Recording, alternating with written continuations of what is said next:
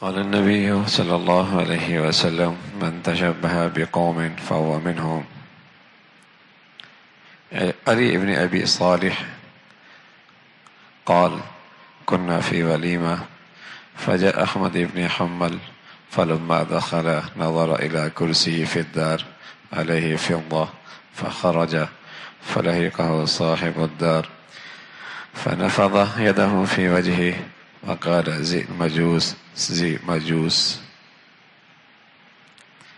یہ اللہ کے نبی صلی اللہ علیہ وسلم کا ارشاد ہے، اور اس ارشاد کے ضمن میں ایک چھوٹا سا واقعہ ہے۔ یہ اللہ کے نبی کا ایک ایسا ارشاد ہے جس پر مسلمانوں کا وجود اور مسلمانوں کی بقا، مسلمانوں کا وجود اور مسلمانوں کی بقا اس ارشاد پر ہے، اس قانون پر ہے کہ جب تک مسلمان اپنے نبی کے اس ارشاد کو سامنے رکھ رہے ہیں تو ان کا وجود، ان کی شخصیت، ان کی بقا ہے، وہ محفوظ ہے، اور اپنے نبی کے اس ارشاد کو نظر انداز کر دیا، ان کا وجود خطرے میں، ان کی بقا خطرے میں، ان کی شخصیت خطرے میں۔ یہ ایسا اسلامی زندگی کا بنیادی ضابطہ ہے۔ وہ کیا ہے؟ اس میں مسلمانوں کے لیے غیرت کا سامان ہے، غیرت ایمانی، غیرت اسلامی، غیرت ایمانی، غیرت اسلامی، کہ تمہیں جو زندگی ملی ہے اس کی بنیاد بہت مضبوط ہے، اس کا طریقہ بہت اعلیٰ ہے، اس کی صنعت بہت شاندار ہے۔ جب ایسی زندگی تمہارے پاس ہے اور پھر تم نے کسی اللہ کی نافرمان قوم کی نقل اتاری تو اللہ کل قیامت میں تمہیں انہی میں سے اٹھا لے گا۔ من تشبہ بقوم فہو منہم۔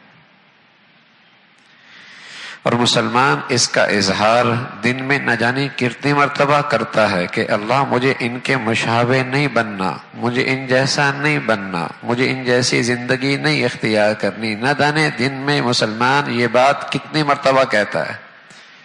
صراط الذین انعمت علیہم غیر المغضوب علیہم ولا الضالین۔ اے اللہ مجھے صراط الذین انعمت علیہم، جن پر آپ نے انعام فرمایا، مجھے ان کا راستہ چاہیے۔ کیا مطلب؟ نبیوں کا راستہ، صدیقین کا راستہ، شہداء کا راستہ، صالحین کا راستہ۔ میری شکل ان جیسی ہو، میری صورت ان جیسی ہو، میرا لباس ان جیسا ہو، میری عبادات ان جیسی ہو، میرا کھانا پینا ان جیسا ہو، میری غمی خوشی ان جیسی ہو، میری تجارت زراعت ان جیسی ہو، میرا اٹھنا بیٹھنا ان جیسا ہو، میرے قول افعال ان جیسے ہوں۔ کن جیسے؟ اے اللہ جن پر تو نے انعام فرمایا ہے، نبی ہیں، صدیقین ہیں، شہداء ہیں، صالحین ہیں۔ اگلی بات کیا کہتا ہے مسلمان ہر نماز میں؟ غیر المغضوب علیہم ولا الضالین۔ اللہ مجھے یہود و نصارہ کے زندگی کا طرز نہ چاہیے، نہ ان جیسا لباس، نہ ان جیسی شکل، نہ ان جیسی خوشی، نہ ان جیسا رسم و رواج، نہ ان جیسے بناؤ سنگھار، نہ ان جیسے گھر کے رہن کی زندگی، نہ ان جیسی خوشیوں کا انداز، نہ ان جیسے بازار کی زندگی۔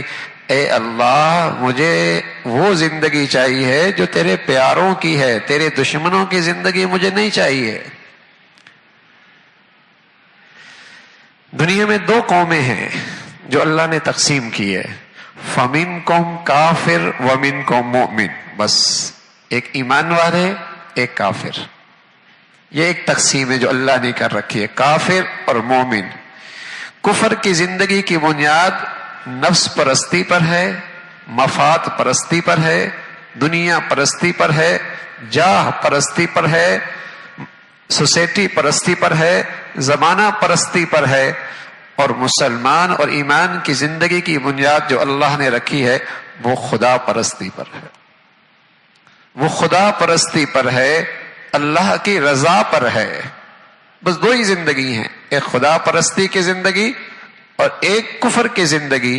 کفر کی زندگی نفس پرستی پر ہے، مفاد پرستی پر ہے، دنیا پرستی پر ہے، سوسائٹی پرستی پر ہے، زمانہ پرستی پر ہے، اور خدا پرستی کی زندگی ایمان کی زندگی کی بنیاد ہے۔ یہ دو زندگیاں ہیں۔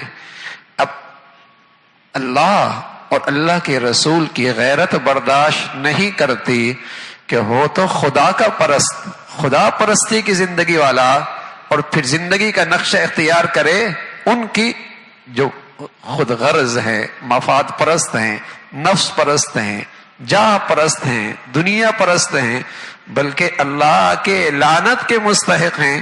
مسلمان ان جیسا نظر آئے، فرمایا اگر ان جیسا نظر آئے گا پھر میری غیرت گوارا نہیں کرتی۔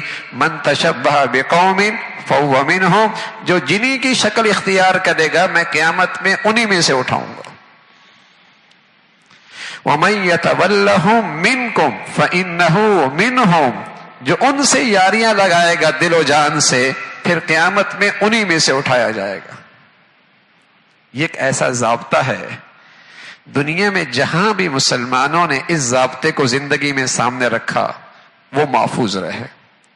آج مغرب میں مسلمان رہ رہا، مشرق میں مسلمان رہ رہا، کفرستان میں مسلمان رہ رہا، لیکن مسلمانوں نے ان کی زندگی نہیں اختیار کی، ان کا لباس نہیں اختیار کیا، ان کی شکل و صورت اختیار نہیں کی، ان کی عبادات اختیار نہیں کی، ان کا رہن سہن اختیار نہیں کیا۔ آج اس کفرستان کے اندر بھی مسلمانوں کی اولادیں محفوظ ہیں، اور جنہوں نے یہ اختیار کر لیا آج ان کی دوسری نسل مسلمان نہیں رہی، آج ان کی دوسری تیسری نسل مسلمان نہیں رہی۔ کفرستان میں مسلمانوں نے اپنی نبی کی اس بات کو سامنے رکھا کہ من تشبہ بقوم فہو منہم، ان جیسا رہن سہن نہیں اختیار کرنا، ان جیسا لباس پوشاک نہیں اختیار کرنا، ان جیسی شکل و صورت نہیں اختیار کرنی، ان جیسے گھر کی زندگی نہیں بنانی، ان جیسے غمیاں خوشیاں نہیں کرنی۔ ہمارا اپنا تشخص ہے، ہم مسلمان ہیں، ہماری ہر چیز کفر سے الگ ہے، ہماری ہر چیز ہندوؤں سے، یہودیوں سے، عیسائیوں سے، مجوسیوں سے، کفر کی جتنی شکلیں ہیں سب سے الگ ہے۔ ہم محمد الرسول اللہ کے پیروکار ہیں، جو غیور نبی ہے، اس کی امت غیور قوم ہے، غیور امت ہے، وہ کسی کی در کی بہکاری نہیں ہے۔ کفرستان کے اندر بھی جب مسلمانوں نے اس غیرت کا مظاہرہ کیا تو ان کی اولادیں محفوظ ہیں، ان کی اولادیں محفوظ ہیں، ان کی بچیاں محفوظ ہیں، ان کے بچے محفوظ ہیں، ان کے گھر محفوظ ہیں۔ اور اسلامی دنیا میں جنہوں نے مسلمانوں نے اس کا خیال نہیں رکھا، آج ان کی اولادیں ان کی نہیں رہی، آج ان کی بیٹیاں ان کی نہیں رہی، آج ان کے بیٹے ان کے نہیں رہے، بلکہ ان کے بیٹے ہندوؤں سے جا ملے، ان کے بیٹے عیسائیوں سے جا ملے، اور پھر اگر انہیں ذرا سی آزادی ملی اور باہر کی دنیا میں جا نکلے، باہر کی دنیا سے جا نکلے، تو پھر تو وہ اپنے ابا کی طرف نسبت کرتے ہوئے آر محسوس کرتے ہیں، پھر تو وہ اسلام کی طرف نسبت کرتے ہوئے بھی آر محسوس کرتے ہیں، پھر تو وہ اسلامی نام سے پکارا جانا اس میں آر محسوس کرتے ہیں، پھر وہ اسلامی زندگی کی طرف نسبت کرتے ہوئے آر محسوس کرتے ہیں۔ یہ وہ ہے جنہوں نے اپنی نبی کے اس ارشاد کو سامنے نہیں رکھا تو ان کا وجود خطرے میں آ گیا، ان کے اسلامی زندگی کی بقا خطرے میں آ گئی، وہ ایک دم کفر کی زندگی میں جا گرے۔ یہ اللہ کے، اور آج خاص طور پہ جب کفر کا غلبہ ہوتا ہے، جب دنیا میں کفر کا غلبہ ہے تو اس کے ہر طریقے کو بھی عزت ملی ہوئی ہے، اس کی زبان کو عزت ملی ہوئی ہے، اس کے لباس کو عزت ملی ہوئی ہے، اس کے رہن سہن کے طریقوں کو عزت ملی ہے، اور طبیعتیں ہوتی ہیں۔ مغلوب قومیں ہمیشہ غالب قوم کے طور طریقوں میں اپنی عزت سمجھتی ہے، مغلوب قومیں غالب قوم کے طور طریقوں میں عزت سمجھتی ہے، کمال سمجھتی ہے۔ اور آج دنیا میں کفر کا غلبہ ہے، نتیجہ یہ ہے کہ ہماری وہ نسل جس کے گھر میں اور جس کے بنیادوں میں اسلام کی غیرت موجود نہیں، اور جب اسے کفر کے ماحول کے حوالے کر دیا جاتا ہے وہ اسلام کو خیر بات کہہ دیتی، وہ اسلام سے دستبردار ہو جاتی. کفر کا غلبہ ہے اور طبیعتوں میں ہے کہ جو قوم غالب ہو اس کی نقل کی جائے، اس کے طریقے اپنائے جائیں تاکہ بڑا لگوں، معزز لگوں، باکمال لگوں. اور آج دنیا میں کفر کا غلبہ ہے، ہر چیز کا اس نے اپنی چیز کو بھی غلبہ دے رکھا ہے.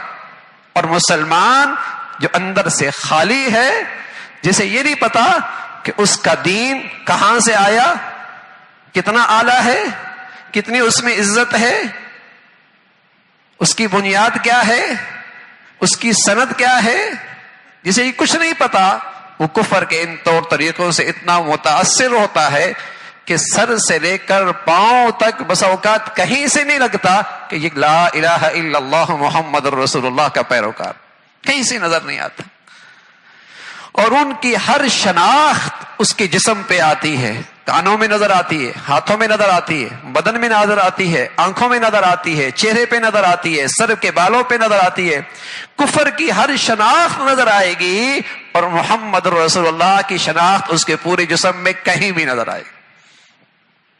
اس کے گھر میں ہر کفر کا طریقہ نظر آئے گا لیکن محمد رسول اللہ کی سنت کی شناخت کہیں نظر نہیں آئے گی. اس کی پوری خوشی، اس کی پوری شادی، اس کی پورا ولیمہ، اس میں کفر کی ہر چیز نظر آئے گی لیکن محمد رسول اللہ کا طریقہ پورے شادی میں کہیں نظر نہیں آئے. اس لیے کہ اس میں عزت سمجھ لی. امام احمد بن حنبل رحمۃ اللہ علیہ ایک ولیمے میں تشریف لائے، لکھا کہ کرسیوں میں چاندی لگی ہوئی، چاندی. آپ اس مجلس سے اٹھے، گھر والوں کے بلایا، اس کے چہرے پہ یوں ہاتھ مارا، محبت سے سمجھایا اس کو، زی المجوس، مجوسیوں کا طریقہ چھوڑو، مجوسیوں کا طریقہ چھوڑو، یہ انداز مجوسیوں کا ہے.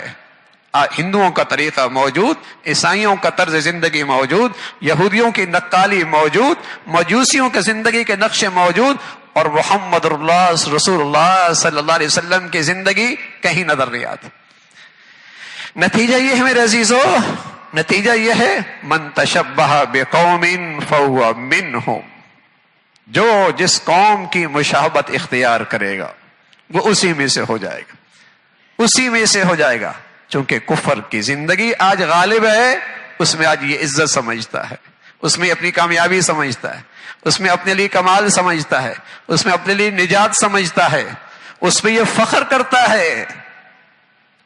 تو اس امت کی بقا کا مسئلہ ہے، اس امت کی حفاظت کا مسئلہ ہے، اس کی نسل کی حفاظت کا مسئلہ. یہ اللہ کے نبی کا ضابطہ ہے کہ کبھی کفر کی زندگی کی مشابہت اختیار نہ کرنا، نہ نظریات میں، نہ عبادات میں، نہ بناؤ سنگھار میں، نہ لباس پوشاک میں، نہ جسمانی ساخت میں، نہ گھر کی زندگی میں، نہ غمی خوشی میں، نہ زندگی کی کسی اور کافر کی مشابہت نہیں.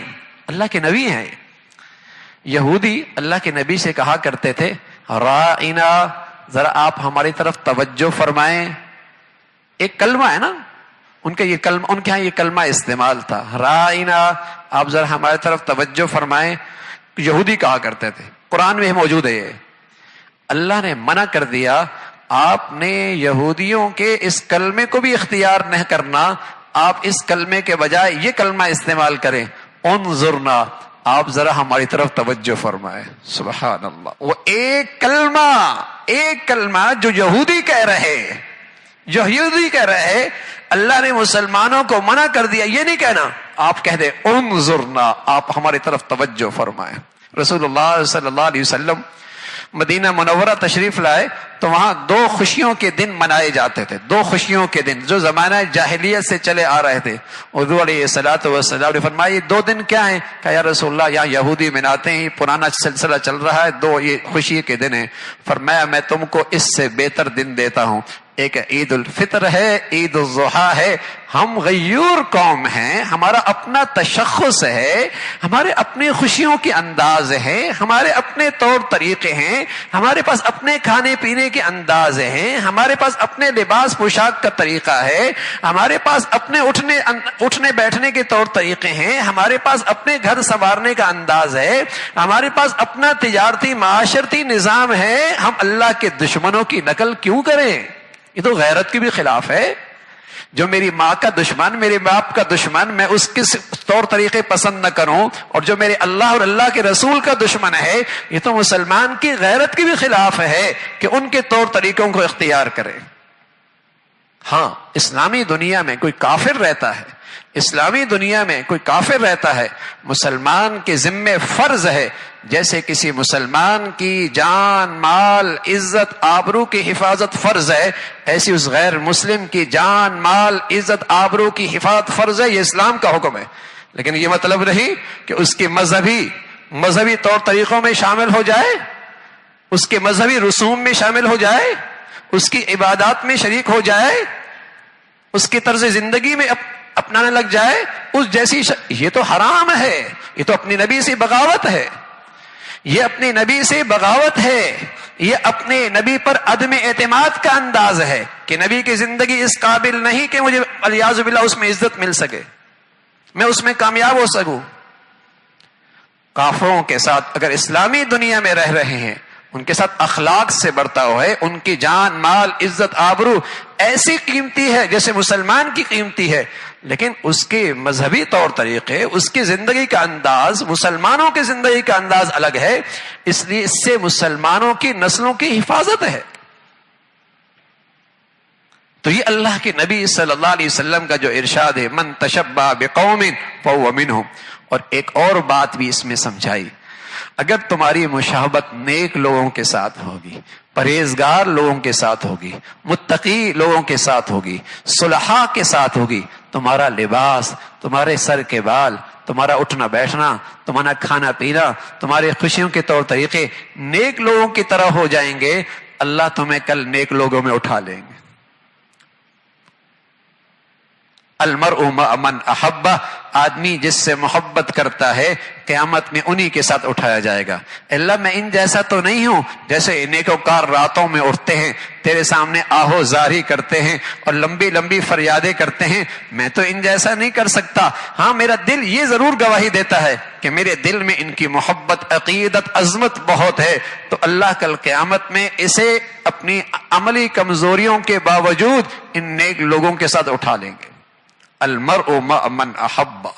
لیکن اگر کفر کی زندگی سے محبت ہے، ان کی عزت دلوں میں بیٹھی ہوئی ہے، کل قیامت میں بدقسمتی سے بیٹا مسلمان کا ماں کی چھاتی، مسلمان ماں کی چھاتی سے دودھ پیا، زندگی کے دن مسلمان ماں کی گود میں گزارے، اور جسے کہیں کہ نام مسلمانوں کا سا، مردم شماری میں مسلمان کھلوایا، غمی خوشیوں میں مسلمانوں میں نظر آیا، اور کل کفار کی صف میں کھڑا ہوا نظر آیا۔ کیوں؟ زندگی ان کو پسند تھی، طور طریقے ان کے پسند تھے، رہن سہن کے انداز ان کے پسند تھے، زندگی کے نقشے ان کے پسند سے، دل سے پسند کرتا تھا۔ وہ طریقہ بڑا اچھا ہے ان کا یہ انداز بڑا اچھا ہے، ان کی زندگی کا یہ انداز بڑا اچھا ہے۔ کیا مطلب ہے؟ کافر کا انداز اچھا ہے، نماز پڑھتا ہے، دن میں 10 مرتبہ اسے سبق یاد کرایا گیا، غیر المغضوب علیہم ولا الضالین، یہود و نصارہ کے طریقے نہیں، ان پہ اللہ کا غضب ہے، ان پر اللہ کی لعنت ہے۔ ہاں، من تشبہ بقوم فہو منہم، نیک لوگوں کی مشابہت اور طبیعت ہوتی ہے، فطرتی بات ہے۔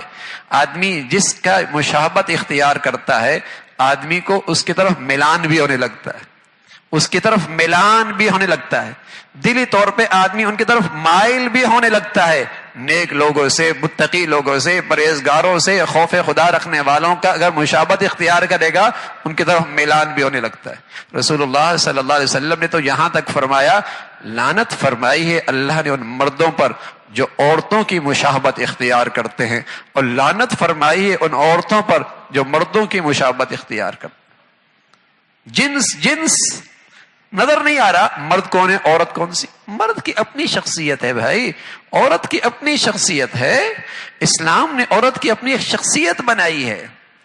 عبادات کے اندر بھی فرق رکھا ہے، چہچائے کے لباس پوشاک میں فرق نہ ہو، عبادات میں بھی فرق رکھا ہے۔ اس کی جسم کی ساخت اور ہے، اس کی جسم کی ساخت اور ہے، اس کی زندگی کا دائرہ کار اور ہے، اس کے زندگی کا دائرہ کار اور ہے، اس کی زندگی کے فرائض کچھ اور ہیں، اس کی زندگی کے فرائض کچھ اور ہیں، الگ الگ زندگی بنائی اللہ نے۔ یہ اس کے میل، یہ اس کے میل، اللہ نے لعنت فرمائی ہے۔ تو یہ ایک بہت بنیادی زندگی کا ضابطہ ہے، من تشبہ بقوم فہو منہم، کہ مسلمان غیور قوم ہے، غیرت مند قوم ہے، ان کا اس زندگی کا انداز کامل مکمل، جس کی بنیاد اللہ کی وحی، جس کی زندگی کی تفصیل محمد الرسول اللہ، جس کی سند قرآن مجید، ایسی زندگی ہوتی ہوئی ہے، ایسی زندگی اختیار کرتی ہو، ایسی زندگی ہوتی ہوئی ہے، اس دولت کی نقدری کر کے کفر کی زندگی کو اختیار کرے گا، پھر اللہ کو غیرت آئے گی، اللہ قیامت میں اس کو انہی میں سے اٹھائے گا، انہی میں سے اٹھائے گا۔ تو میرے عزیزو، ہم اپنی پوری زندگی کا جائزہ لیں، ہم پوری زندگی کا جائزہ لیں، کہیں میری زندگی میں کسی اللہ کی غضب شدہ قوم پر، اللہ کا جن پر غضب اور ناراضگی ہے، ان کے طور طریقے میری زندگی میں کہیں جگہ نہ پائیں، اور اللہ رب العزت ہماری اولادوں کو اور ہماری نسلوں کو بھی آج کے اس فتنے سے محفوظ فرمائے۔ اللہ عمل کی توفیق نصیب کرے۔